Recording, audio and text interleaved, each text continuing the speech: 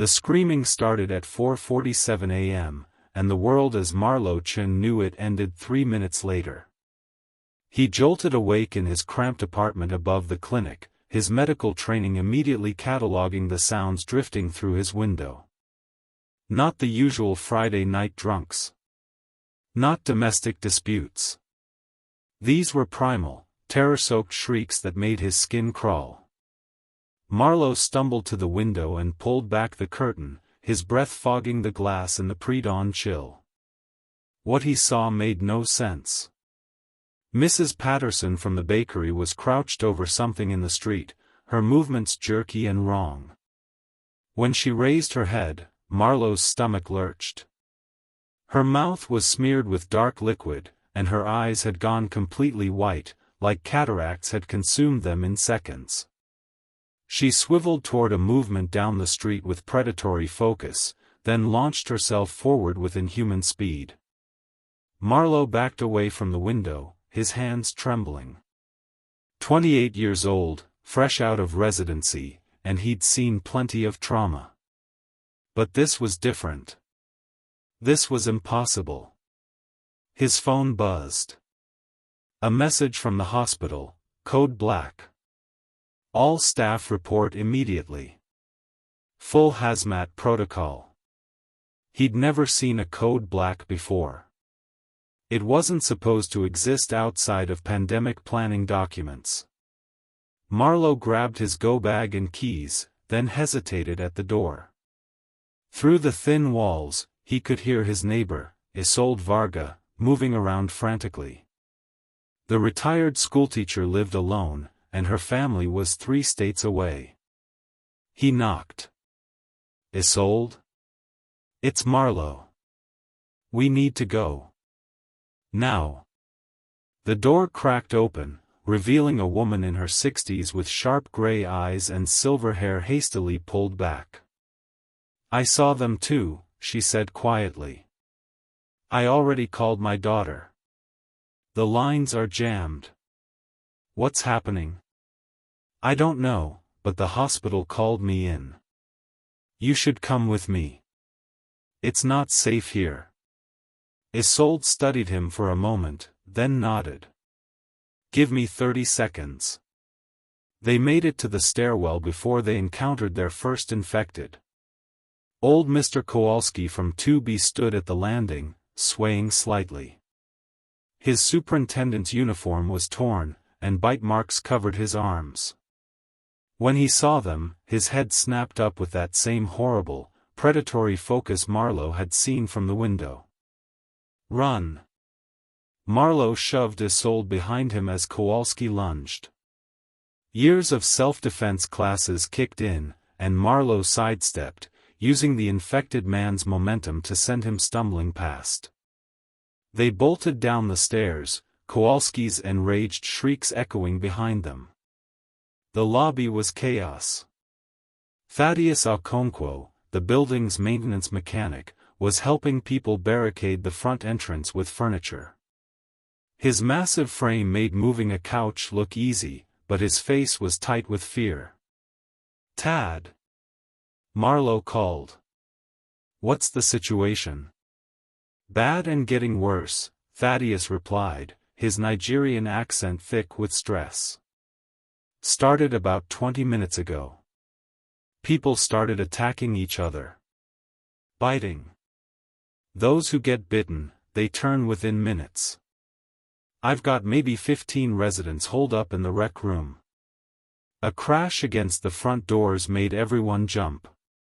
Through the glass, Marlowe could see at least a dozen infected, their bodies pressed against the entrance, hands scrabbling at the barriers. Their movements were coordinated enough to be terrifying but erratic enough to seem inhuman. We can't stay here, Isolde said firmly. Those doors won't hold forever. The hospital sent a code black, Marlowe said. If there's anywhere organizing a response, it'll be there. We need vehicles. Thaddeus pulled keys from his pocket. Maintenance truck in the garage. Seats 5, maybe 6 if we squeeze. But we've got 15 people. A young voice piped up from behind them. My mom has a van. Sienna Delacroix, 16 years old, her dark curls pulled into a messy bun, stepped forward. Her mother managed the building's property company. It's in the garage too. Seats 8. Where's your mother? Isolde asked gently. Sienna's jaw tightened. She went to check on my grandmother 2 hours ago. Across town. She's not answering her phone. The grief in the girl's eyes was familiar to Marlowe. The not knowing was sometimes worse than knowing. All right, Marlowe said, making a decision.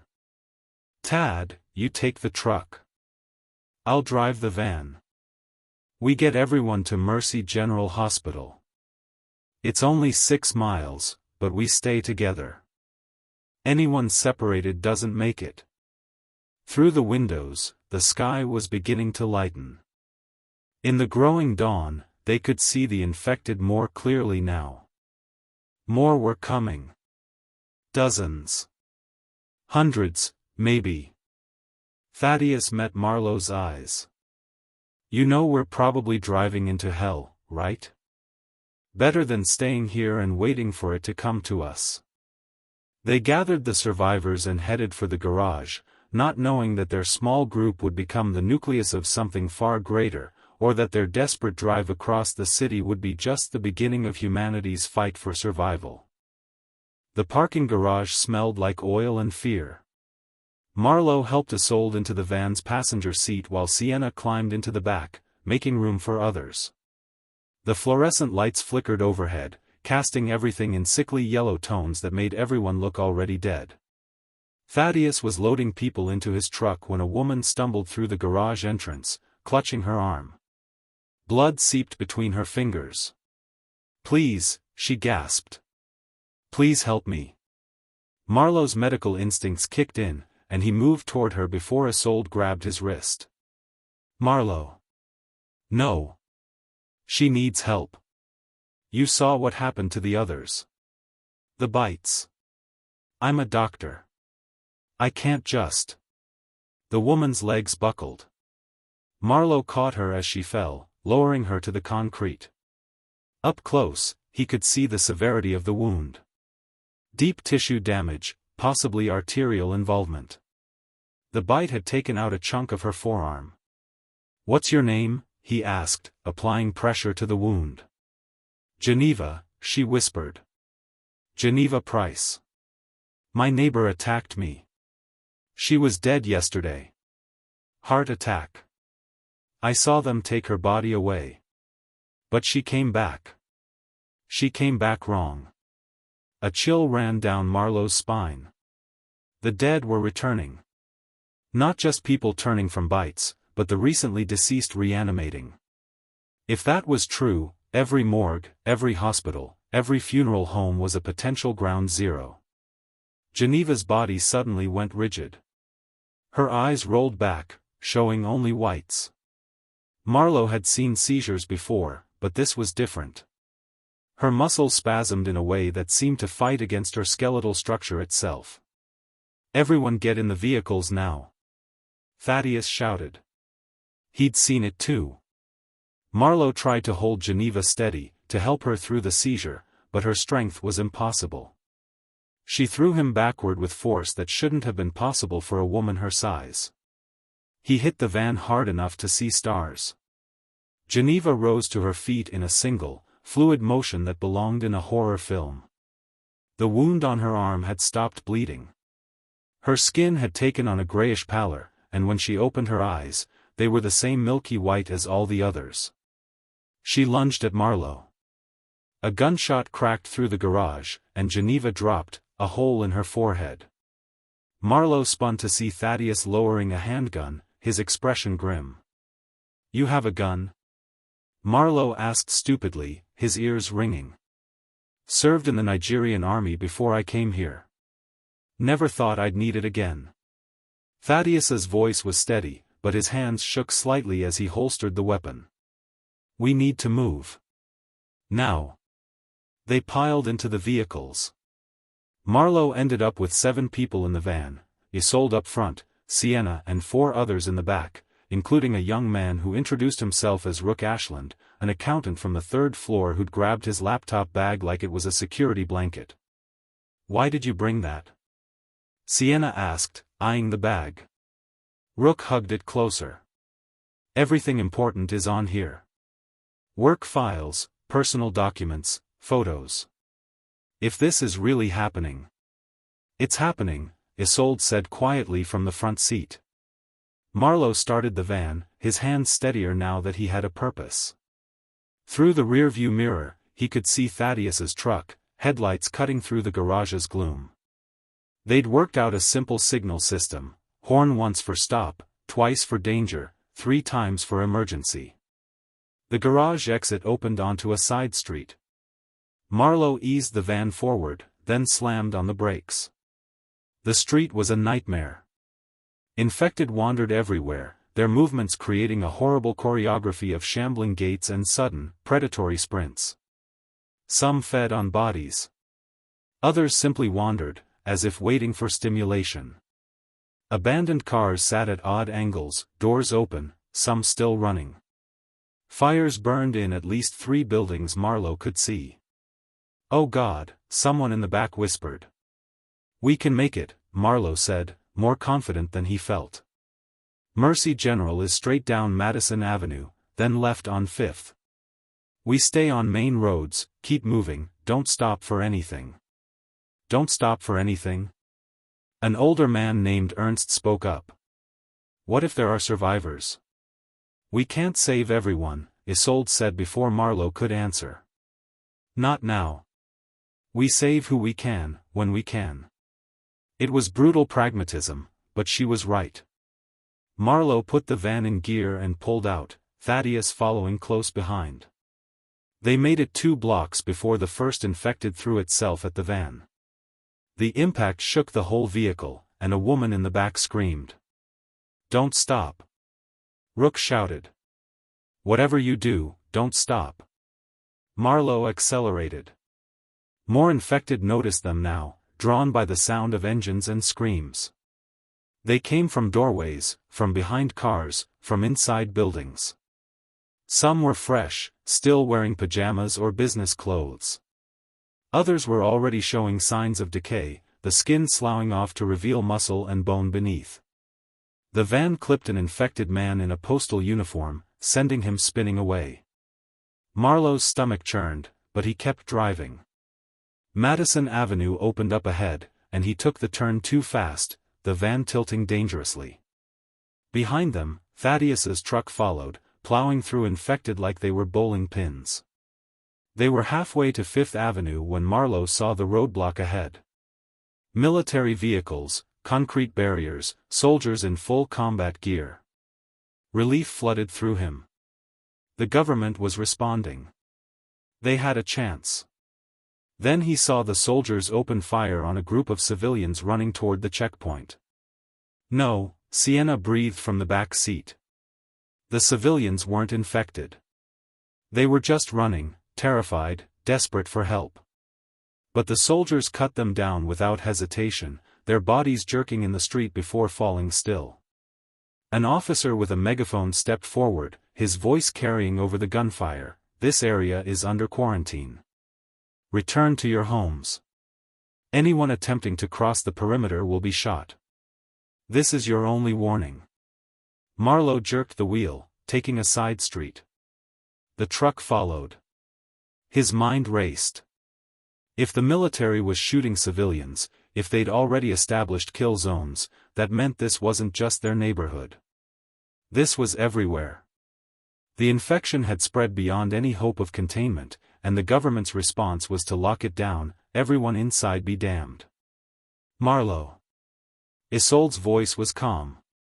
"Where are we going?" "I don't know," he admitted. "But we can't go back, and we can't go through them." His phone buzzed. He risked a glance at it. A message from his colleague, Dr. Vesper Knox. "Mercy General is overrun. Don't come here. Head north." There's talk of safe zones in the mountains. V. North meant crossing the entire city, through quarantine zones and infection hotspots. But staying meant dying. Marlowe made the choice every hero eventually faces, though he didn't feel like a hero. He felt terrified. "We're heading north," he announced. "Everyone hold on." The van's engine whined as Marlowe pushed it up the on-ramp to Highway 27, Thaddeus's truck close behind. In the early morning light, the city sprawled below them like a dying organism, smoke rising from dozens of fires, the distant sound of gunfire creating a terrible rhythm. "There," Rook said, pointing to a massive pileup blocking all northbound lanes about half a mile ahead. Cars were crushed together in a twisted sculpture of metal and glass. "We're not getting through that." Marlowe's knuckles were white on the steering wheel. Every route north was a gamble, every decision potentially fatal. He took the next exit, dropping back into the city streets, his mental map of the area frantically recalculating. "My uncle has a farm," Sienna said suddenly. "North of here, about 90 miles. He's kind of a survivalist. Has supplies, weapons, the whole thing. My mom always made fun of him for it." The past tense hung heavy in the air. Isolde reached back and squeezed the girl's hand. "That's good, Sienna," Marlowe said. "What's the best route?" "Route 47 to County Road 12. But we'd have to get through downtown first." Downtown, where the population density would mean more infected. More danger. But also potentially more supplies, and they were already running low on fuel. Thaddeus's truck pulled alongside at a red light they were actually stopping for, Marlowe realized with absurd amusement, even during the apocalypse. Thaddeus rolled down his window, and Marlowe did the same. "We need fuel and supplies," Thaddeus called. "There's a big box store 3 blocks east. The one with the auto center. We can fill up the vehicles, grab supplies, and fortify if we need to." It made sense, even if every instinct told Marlowe to just keep driving. They had no food, limited water, and less than half a tank of gas. They wouldn't make it 90 miles.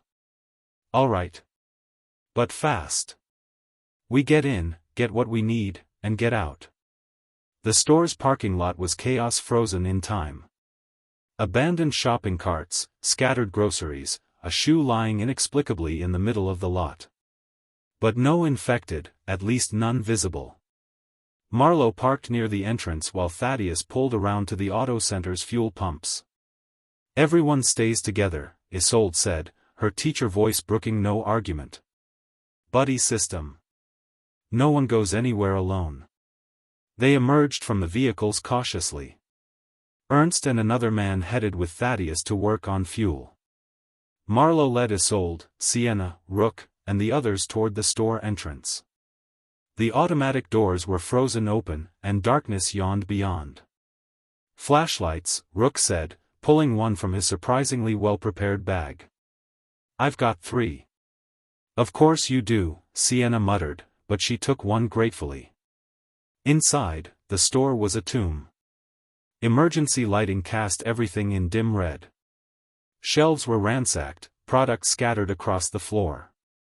A service counter radio played static, punctuated by occasional fragments of emergency broadcasts: "Shelter in place, do not approach, God help us all." "Weapons first," Isolde said. She'd found a baseball bat in the sporting goods section. Then water, non-perishables, medical supplies. Marlowe grabbed a crowbar, testing its weight. He'd never hurt anyone in his life, had taken an oath to do no harm. But the infected weren't people anymore, were they? That's what he told himself. That's what he had to believe. A sound echoed from deeper in the store. Shuffling. Then a wet, tearing noise that made Marlowe's stomach turn. "Someone's in here," Rook whispered. "Something," Isolde corrected. They found it in the meat department. An infected woman in a store uniform was hunched over a body, feeding. She'd been dead long enough that decay had set in, her skin mottled and peeling. But she moved with terrible purpose, raising her head at their approach. Then the body beneath her moved too. Sat up. Fresh bite marks covered its throat, and its eyes were already turning white. Two of them, Sienna breathed. Oh God, there's two.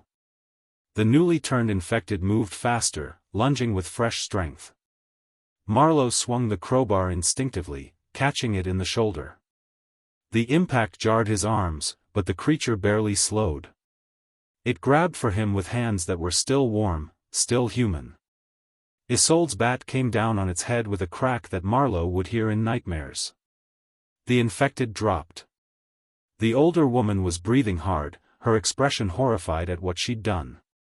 The other infected circled them, its deteriorating body moving in jerks and starts. Rook threw a can from his bag, and when the creature's head tracked the movement, Marlowe struck. This time, he aimed for the head. This time, he didn't miss.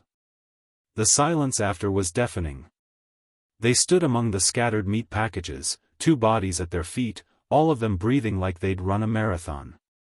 I was a teacher for 40 years, Isolde said softly. I taught children to read. To think. To be kind. She looked at the bat in her hands, now stained dark. Who am I now? A survivor, Marlowe said. That's who we all have to be. They gathered supplies quickly after that, filling carts with water bottles, canned goods, first aid supplies, anything useful. Rook proved surprisingly efficient, his accountant's mind cataloging and organizing. Sienna found the pharmacy unlocked and loaded up on medications that Marlowe called out. When they emerged back into the daylight, Thaddeus had both vehicles fueled and had found several gas cans he'd filled as well. But his expression was grim. We've got a problem, he said, pointing south. A horde was coming. Not a dozen infected, or even 50. Hundreds of them, flowing up the street like a tide of rotting flesh. They moved together with emergent intelligence, drawn perhaps by the sound of the vehicles or simply by chance. How long? Marlowe asked. 5 minutes. Maybe less. They loaded supplies in frantic silence, everyone working with the efficiency of terror. Marlowe was helping lift a water case when he heard the sound of another engine. A motorcycle rounded the corner, moving fast, weaving between abandoned cars. The rider was hauling someone, in a jury-rigged sidecar. The bike skidded to a stop in front of them, and the rider pulled off their helmet. A woman in her 30s, with close-cropped dark hair and vivid green eyes, military tattoos visible on her arms. You people have room for 2 more, she asked. Because that horde is about to be on us, and my bike's running on fumes. Who are you? Marlowe asked. Vesper Knox. I'm a doctor at Mercy General. Or I was before it fell. She glanced at Marlowe more closely. Chen. Marlowe Chen. I sent you a message. You're Dr. Knox. Marlowe had worked with her briefly during his residency. She'd been ex-military, he remembered, medically discharged after an injury. Who's that? In the sidecar, wrapped in blankets, was an elderly man with wild white hair and wilder eyes. Leor Petrov, Vesper said. He's a virologist. He was at Mercy General studying the infection when everything went to hell. He might be the only person alive who has any idea what we're dealing with. The horde was visible now, rounding the corner 3 blocks away. The sound of hundreds of feet shuffling, hundreds of throats moaning, created a wall of noise. Get in the van, Marlowe said. Now. They piled in, Vesper helping Leor into the back. The old man was mumbling in Russian, his fingers twitching as if typing on an invisible keyboard. Is he okay? Sienna asked. Define okay, Vesper replied. He's traumatized. Exhausted, and he watched his entire research team get torn apart. But his mind is still sharp. When he comes back to himself, he can help us. I hope. Marlowe started the van, Thaddeus's truck already moving. They pulled out as the first infected reached the parking lot, their hands grasping at air where the vehicles had been seconds before. County Road 12 stretched ahead, leading them away from the city and toward an uncertain future. But for now, they were alive, and they were together. That had to be enough. The city gave way to suburbs, and the suburbs gradually thinned to rural sprawl. They drove in tense silence, each mile marker a small victory. Marlowe's eyes burned from lack of sleep, but adrenaline kept him alert. In the passenger seat, Isolde kept watch, her baseball bat across her lap like a soldier's rifle. In the back, Vesper worked on Leor, speaking to him in low, soothing tones. The old virologist had stopped mumbling and now sat very still, staring at nothing. Sienna had given him water, which he'd accepted mechanically. "There's a gas station coming up," Rook announced, checking his phone's GPS, one of the few apps still working with the cell networks down. "Might be our last chance before we hit real rural territory." The station sat at a crossroads, a faded establishment that had probably seen better days before the world ended. Two other vehicles were parked outside, a sedan with its driver's door open and an RV that had seen better years. Thaddeus pulled up to the pump opposite Marlowe. They emerged carefully, weapons ready. The station appeared abandoned, but appearances had proven deadly already. "I'll check inside," Thaddeus said. "Rook, come with me. Everyone else, fuel up and stay alert." They just started pumping when a voice called out from the RV, "You folks infected?" A man emerged, probably in his 50s, with a hunting rifle pointed not quite at them but not quite away either.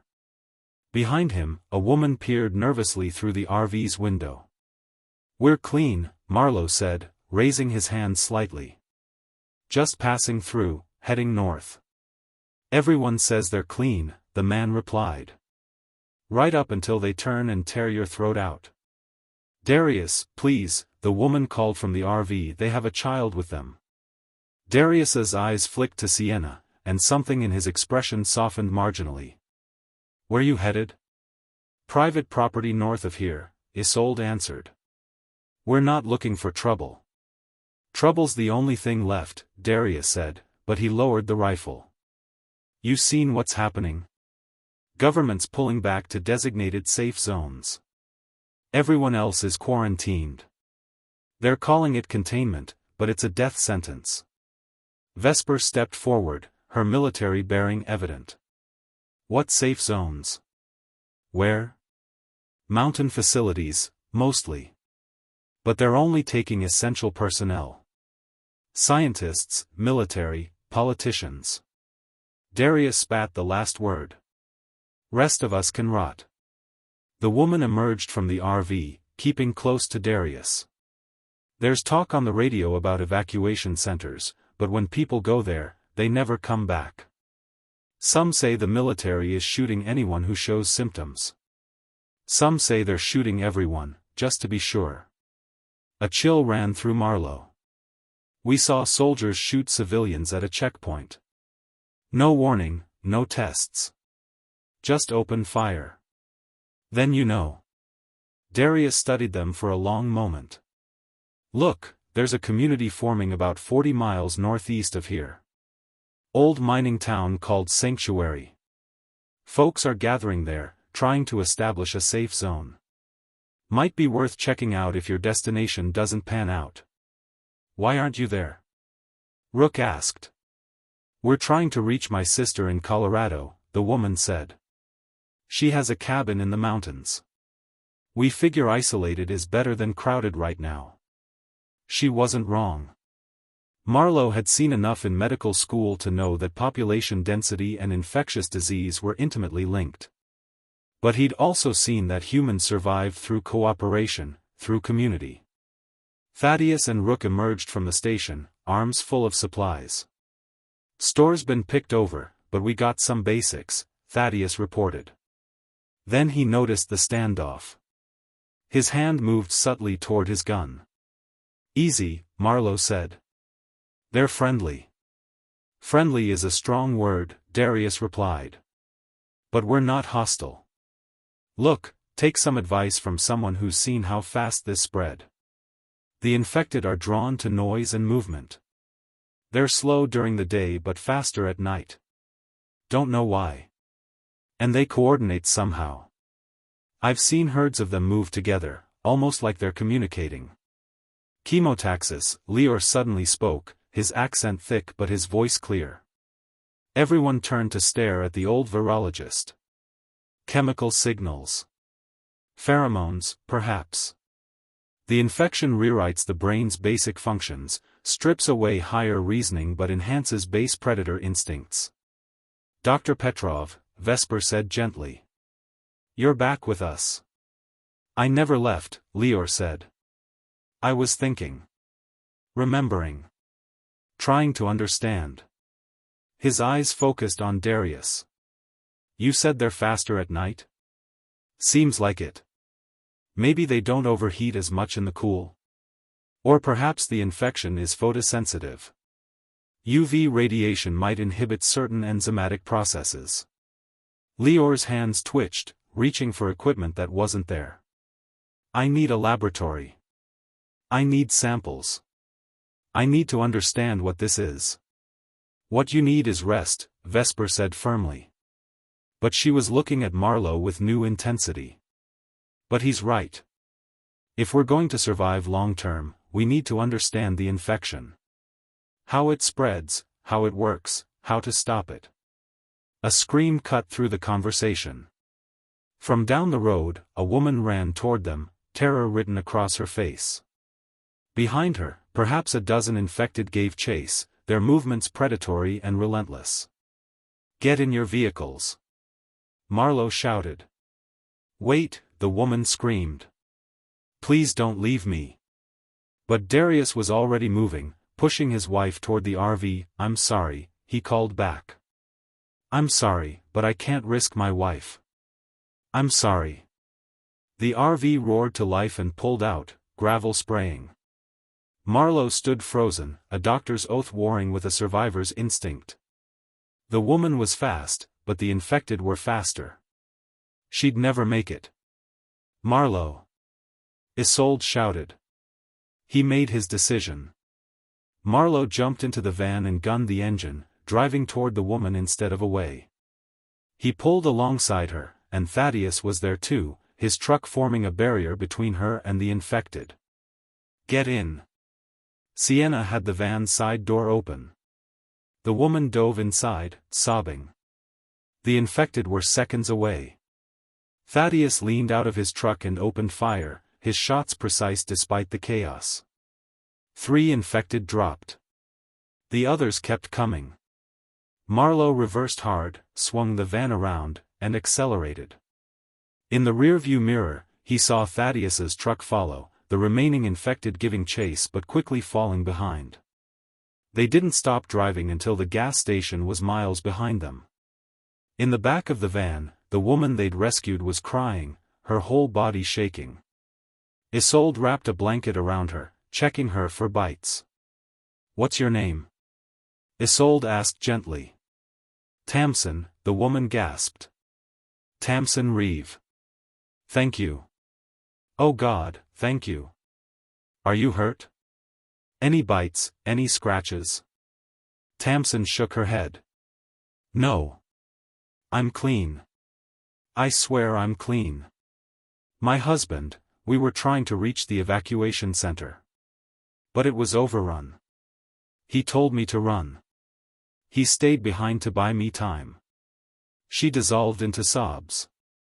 Sienna, despite her own recent trauma, moved to comfort her, and Marlowe felt something fierce and proud watching these ordinary people choose compassion despite their fear. You're safe now, he said, though he knew it was a lie. None of them were safe. But they were alive, and they were human, and they were choosing to stay that way in every sense of the word. Lior was scribbling in a notebook Rook had given him, his mind clearly racing. Vesper watched him with concern but also hope. If anyone could make sense of this nightmare, it was him. As the sun climbed higher, painting the world in deceptively beautiful light, Marlowe drove on. The road to Sienna's uncle's farm stretched ahead, and with it, the fragile possibility of sanctuary. But first, they had to survive the journey. The farmhouse appeared on the horizon like a mirage, a two-story structure with peeling white paint and a wraparound porch, surrounded by fields that had gone wild. Sienna leaned forward between the front seats, her face a mixture of hope and dread. "That's it," she said quietly. "Uncle Gregor's place." They approached cautiously, the van and truck rolling slowly up the gravel drive. The property was extensive: barn, several outbuildings, what looked like a workshop, all surrounded by a patchwork fence that wouldn't stop the infected but might slow them down. No one came out to greet them. "Stay in the vehicles," Thaddeus said over the radio they'd salvaged from the gas station. "I'll check it out." "Not alone, you won't," Vesper replied. She was already out of the van, her military training evident in how she moved, using cover, scanning for threats. Marlowe killed the engine. The silence was oppressive, broken only by birdsong that seemed obscene in its normalcy.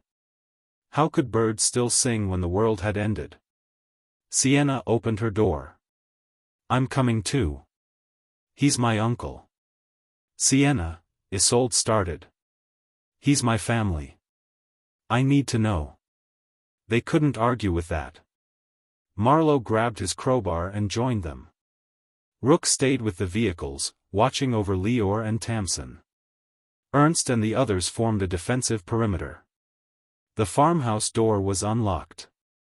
Inside, the home was neat, almost obsessively so. Family photos lined the walls: Sienna as a child, her mother, people Marlowe didn't recognize.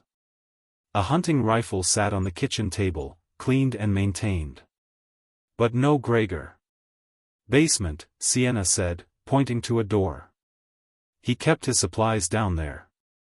The basement was a survivalist's dream. Shelves of canned goods, water purification systems, medical supplies, weapons, ammunition. Enough to sustain a dozen people for months. But still no Gregor. They found him in the workshop. He'd barricaded himself inside, and based on the carnage visible through the window, he'd held out for a while. But eventually, they'd gotten through. Gregor lay in the corner, his shotgun beside him, a single shell casing nearby. He'd made his own choice in the end. Sienna stood very still, staring at the body of the uncle who'd always made her laugh, who'd taught her to shoot and fish and think independently. Vesper gently turned her away.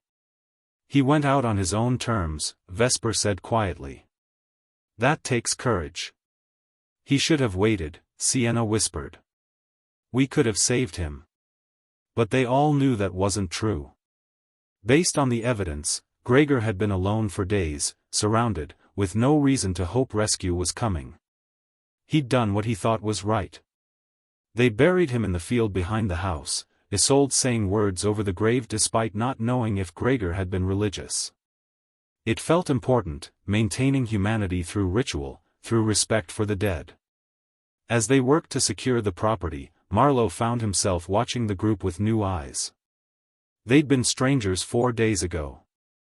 Now they moved together with the coordination of a team. Thaddeus reinforced the fences with materials from the barn. Isolde organized the food supplies with Tamsin's help. Rook set up a communication center in the living room, his laptop somehow still functioning, picking up fragments of transmissions. Vesper worked with Sienna to inventory weapons and ammunition. And Leor sat in Gregor's workshop-turned-laboratory, examining samples of infected tissue that Vesper had collected, muttering to himself in a mixture of Russian and English. That evening, they gathered in the farmhouse living room, exhaustion etched on every face. They'd secured the property as best they could, set up watches, established protocols. But the question hung in the air: what now? "We can't stay here forever," Ernst said. He was a retired engineer, Marlowe had learned, with a practical mind. "This place is good for short-term, but long-term? We need more people, more resources." "There's the community Darius mentioned," Tamsin offered. "Sanctuary. Might be worth investigating." Or it might be a death trap, Vesper countered. Large populations attract the infected. We've seen that. We've also seen that humans survive through cooperation, Isolde said. We're proof of that. None of us would have made it alone. Lior looked up from his notes. The infection is extraordinary, he said, his voice carrying a scientist's awe that was unsettling given the context. It rewrites neurological pathways, enhances certain functions while destroying others. It's like nothing I've seen before. Not bacterial, not viral in the traditional sense. Something new. Possibly engineered. The room went silent. Engineered? Marlowe repeated. As in, someone made this? I cannot be certain without proper equipment. But the precision of it, the way it targets specific brain regions while leaving others intact. Lior shook his head. Nature is rarely so efficient. But whether natural or artificial, the result is the same. The infected are driven by base needs. Feed. Spread. Survive. Can it be cured? Sienna asked, her voice small. Lior's expression was kind but honest. I don't know. To cure something, you must first understand it completely. I am years away from that, if I ever reach it at all. But. He paused, choosing his words carefully. I may be able to develop a vaccine. Something to prevent infection in the uninfected. It would take time, resources, test subjects. Test subjects, Rook muttered. You mean people. I mean volunteers who understand the risks, Lior said firmly. I am a scientist, not a monster. But if we want humanity to survive, we need immunity. Otherwise, this is just delayed extinction. The weight of that settled over them. They were survivors, yes. But they were also potentially the seeds of humanity's future. The responsibility was crushing. A crackle from Rook's radio made everyone jump. He'd been scanning frequencies all day, picking up mostly static and automated emergency broadcasts. But this was different. A human voice, distorted but clear. Anyone receiving this, sanctuary is real.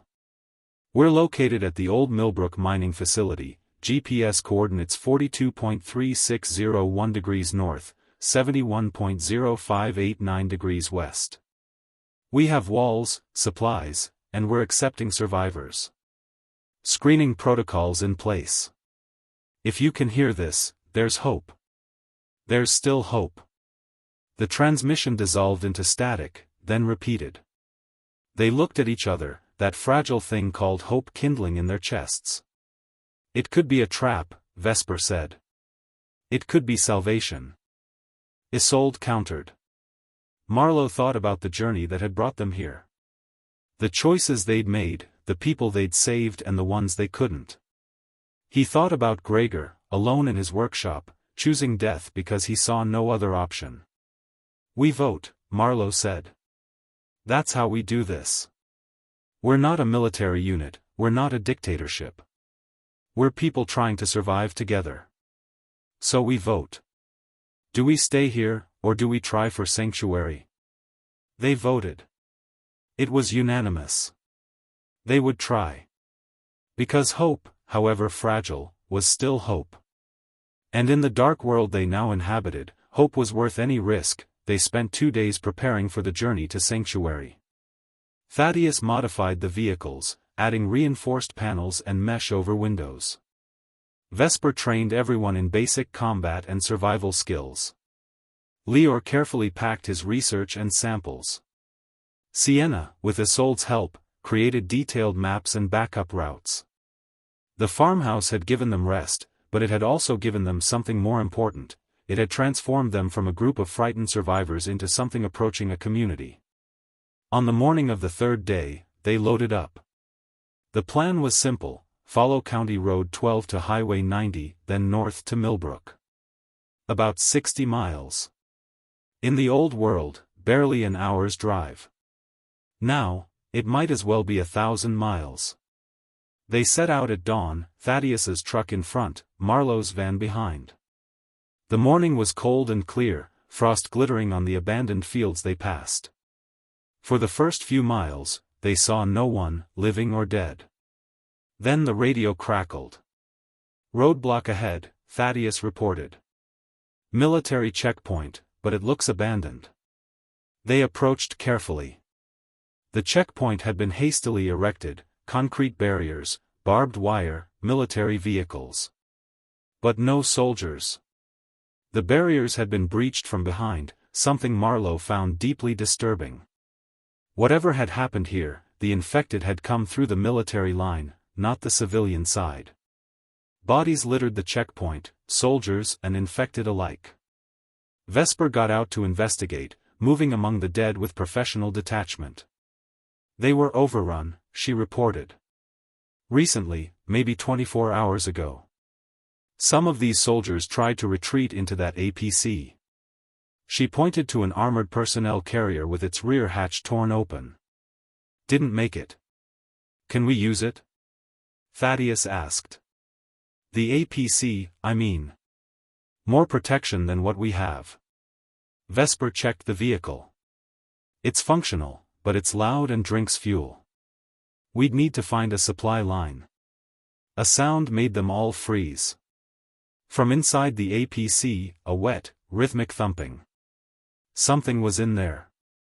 Thaddeus and Vesper flanked the vehicle while Marlowe kept the others back. On Vesper's count, Thaddeus yanked the hatch fully open. An infected soldier lunged out, its movements jerky and desperate. Vesper's crowbar caught it mid-leap, and it went down hard. She finished it with brutal efficiency. But inside the APC, they found something that changed everything. A young woman, maybe 25, cowered in the corner. She was wearing a lab coat over civilian clothes, and her arms were covered in what looked like chemical burns, but no bites. "Please," she gasped. "Please don't shoot. I'm Dr. Kira Stanton. I'm a researcher from the Fort Detrick facility. I'm trying to reach Sanctuary. I have information about the outbreak." Vesper and Marlowe exchanged glances. Fort Detrick was a major U.S. biological research facility. If this woman really was from there. "How did you get here?" Vesper asked, her voice hard with suspicion. "The facility was overrun 3 days ago. I escaped with a military convoy, but we were attacked. I've been hiding, trying to find anyone alive, anyone who could help." Kira's eyes were wild with exhaustion and fear. "Please. I know things. About the infection. About what caused it." Leor pushed forward, his scientific curiosity overriding caution. "What do you know? What is it?" Kira laughed, a broken sound. "It's us. We made it.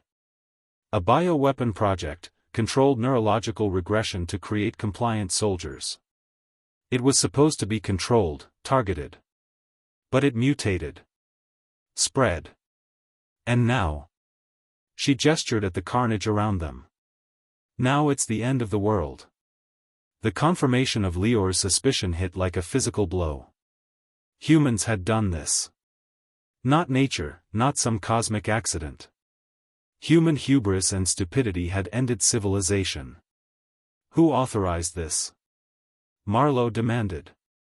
"Does it matter?" Kira shot back. "They're dead. Everyone at the facility is dead or infected. The knowledge of how to stop it died with them." "But you escaped," Isolde said quietly. "Why?" Kira met her eyes. "Because I have samples. Isolated viral sequences.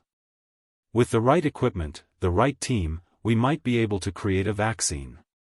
Maybe even a cure." She pulled a small, heavily insulated case from her jacket.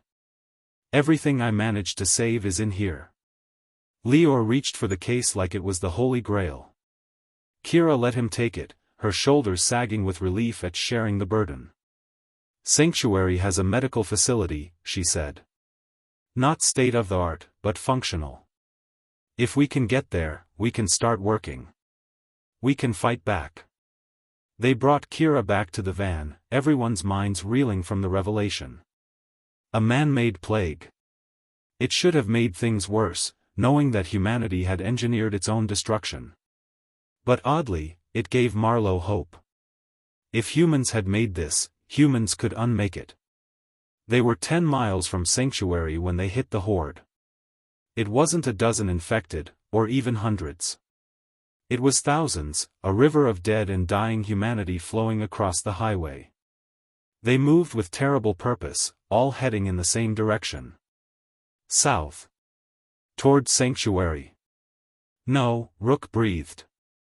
No, no, no. Thaddeus's voice came over the radio, tight with controlled panic. We can't go through that.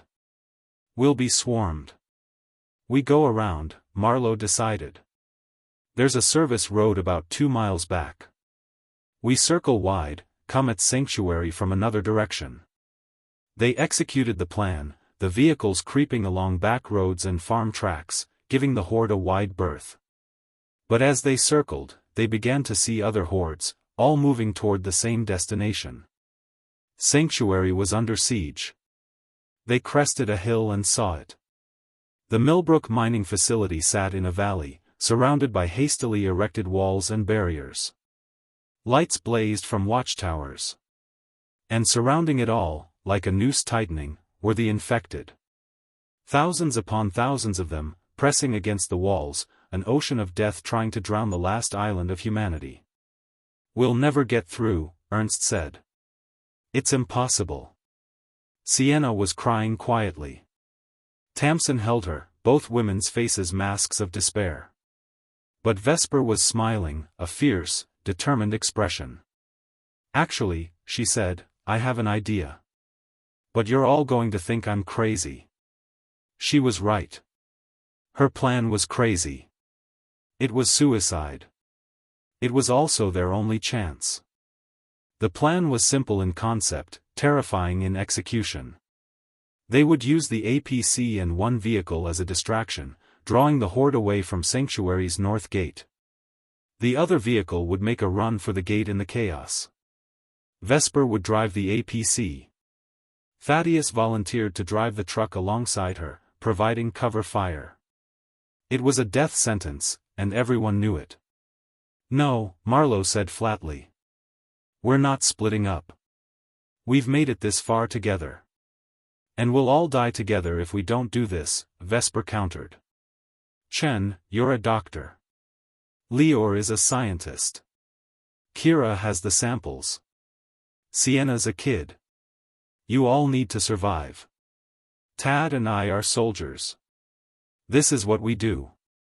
I'm a mechanic who did mandatory service 20 years ago, Thaddeus corrected. But she's right. Someone has to do this. Might as well be us. The argument raged for precious minutes until Lior spoke up, his voice carrying unexpected authority. In triage, we make impossible choices. We save who we can and accept losses we cannot prevent. This is triage on a species level. Dr. Knox and Mr. Okonkwo are choosing to give humanity a chance. Honor that choice. So they did, though it broke something in all of them. Vesper and Thaddeus took the APC and truck to the east side of the facility. They'd fashioned explosives from materials in Gregor's workshop, crude but effective. The plan was to draw the horde east, then loop around while Marlowe made the run to the north gate. Give us 15 minutes, Vesper said. She gripped Marlowe's shoulder. You get them inside. You keep fighting. You find a cure. Vesper. That's an order, Dr. Chen. She smiled, and for a moment, he saw not the hardened soldier but the dedicated healer he'd worked alongside years ago. Now go save the world. They embraced, quick and fierce. Thaddeus hugged Isolde, whispered something to Sienna that made her nod through tears.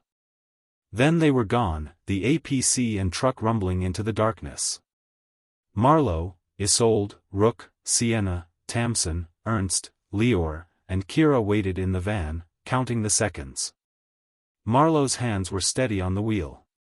His fear had burned away, leaving only purpose. The explosion lit up the eastern sky like a false dawn. Then another. Gunfire rattled in the distance. And slowly, impossibly, the tide of infected began to shift, drawn toward the noise and light. Now, Marlowe whispered. He gunned the engine. The van shot forward, racing down the hill toward Sanctuary's north gate. The infected noticed, some breaking off to pursue, but most were still fixated on the distraction. Marlowe could see the gate ahead, see guards on the wall pointing, gesturing. "They're opening it," Sienna shouted. The gate began to roll aside. 50 yards. 30. 20. Infected closed in from the sides, their hands reaching. One grabbed the side mirror, was dragged along until Rook smashed its fingers with a hammer. 10 yards. They shot through the gate, and it slammed shut behind them, infected crashing against it seconds later. Marlowe sat in the driver's seat, his whole body shaking. They'd made it. They were inside Sanctuary. But Vesper and Thaddeus were still out there. Armed guards surrounded the van, weapons trained, until Kira stepped out with her hands up.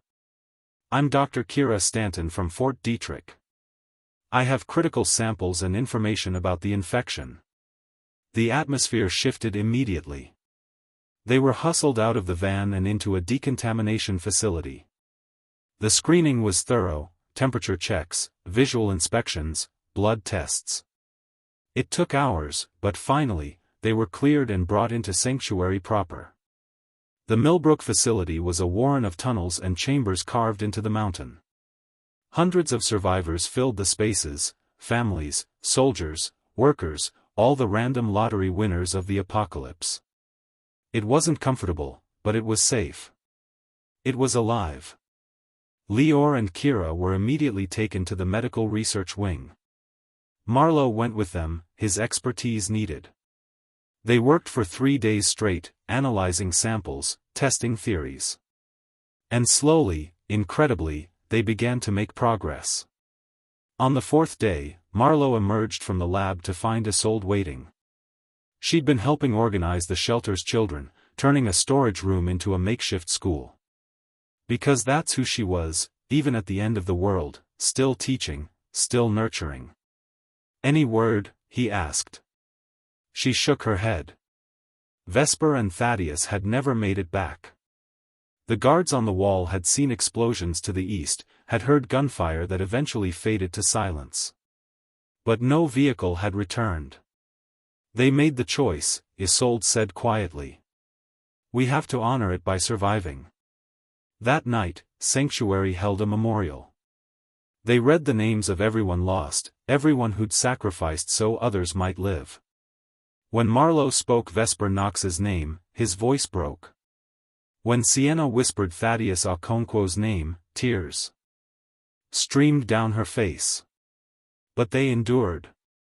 Because that's what humans do. Weeks became months. The research continued. Leor and Kira worked tirelessly, and slowly, the pieces came together. They developed a vaccine that showed promise, began testing it on volunteers. Rook organized supply runs with military escorts, his logistical mind invaluable. Ernst designed fortifications and power systems.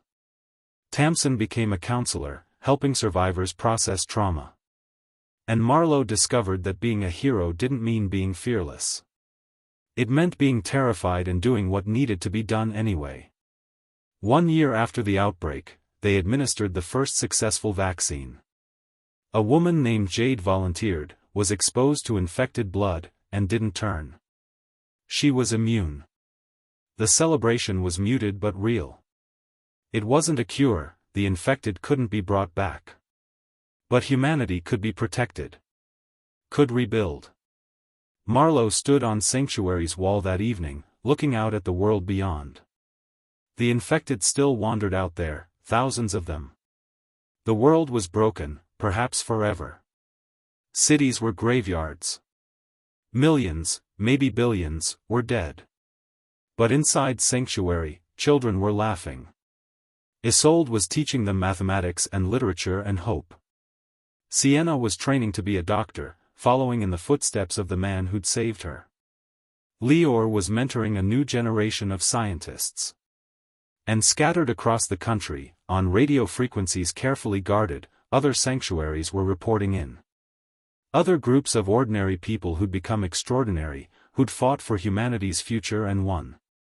The infection had taken almost everything. But it hadn't taken everything. Marlowe thought of Vesper and Thaddeus, their sacrifice enabling all of this. He thought of Geneva Price, dying in a parking garage. Of Gregor, alone in his workshop. Of the millions whose names would never be spoken, whose stories would never be told. "We remember you," he whispered into the wind. "And we'll make sure it meant something." Behind him, the door to the wall opened. Isolde stepped out, a blanket in her hands. She draped it over his shoulders without a word, then stood beside him, their shoulders touching in comfortable silence. "Do you think we'll ever really rebuild?" she asked. "I think we'll build something," Marlowe replied. "Maybe not what we had before. Maybe something better. We know what humanity's capable of now, the worst and the best. A world built by ordinary people who became heroes," Isolde mused. "We were always heroes," Marlowe said. "We just didn't know it yet." The sun set over the broken world, painting the sky in shades of red and gold. Tomorrow they would continue the fight. They would expand their reach, share the vaccine, reclaim the earth piece by piece. But tonight, they would rest. They would remember. They would mourn. And they would hope. Because in the end, that's what separated humanity from the infected. Not intelligence or strength or survival instinct. Hope. The stubborn, irrational, beautiful belief that tomorrow could be better than today.